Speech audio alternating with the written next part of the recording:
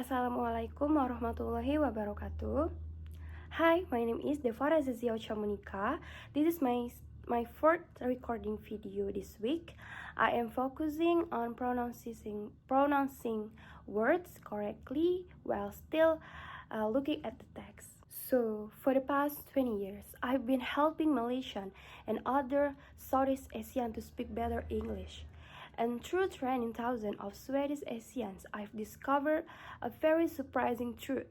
I've discovered that how well somebody communicates in English actually has a very little to do with their English level.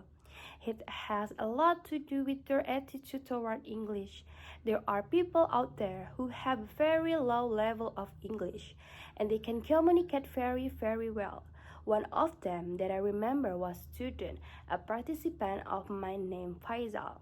He was a factory supervisor, English level very, very low. But this guy could just sit and listen to anybody very calmly, clearly, and then he could respond, absolutely express his thought beautifully at a very low level of English.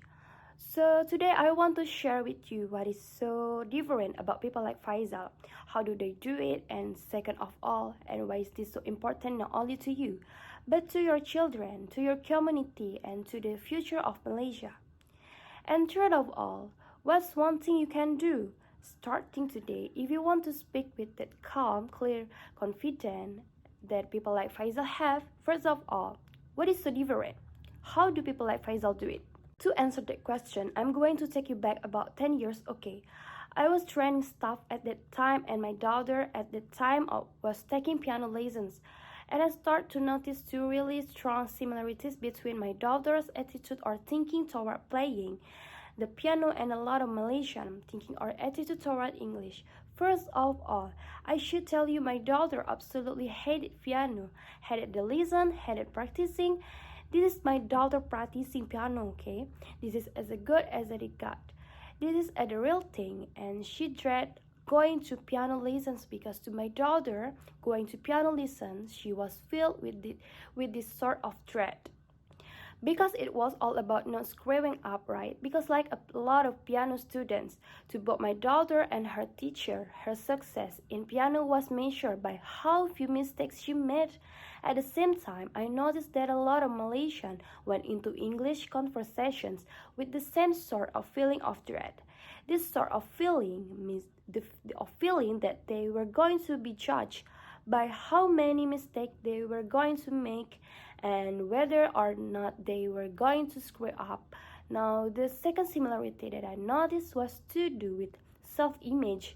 My daughter, she knew what good piano sound like, right? Because we've all heard good piano, and she knew how long she'd have to play like that. And a lot of Malaysian, I noticed, I had this idea of what a good proper English is supposed to sound like, and what I see a lot of you know, and what their English sound like, and how far they will have to go to get there.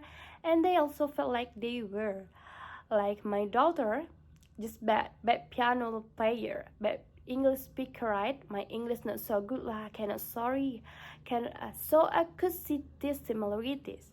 But I still couldn't figure out, okay, what is it about these people like Faisal that are so different, that can just do it smoothly, calmly, with confidence? One day, I discovered the answer, and I discovered quiet by change. It was a day when my computer broke down, and I had to go to a cyber cafe. Okay, it was my first time, and I discovered cyber cafes are disgusting places, okay?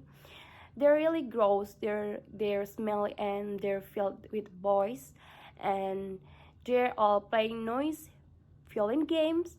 They're just disgusting places, but I had got to get there. So I sat down and I started noticing this guy beside me, and I became very interested in this guy next to me. Now this guy is playing this game that is basically it's like shooting people until they die. And that's it. That's the game, right? And I'm noticing that this guy is not very good. In fact, he's terrible, right? Because I'm looking and I'm seeing like a lot of shooting and not much dying, right?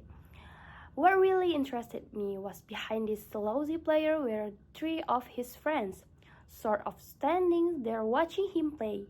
What I really noticed was even though this guy was terrible, even though his friends were watching him, there was no embarrassment.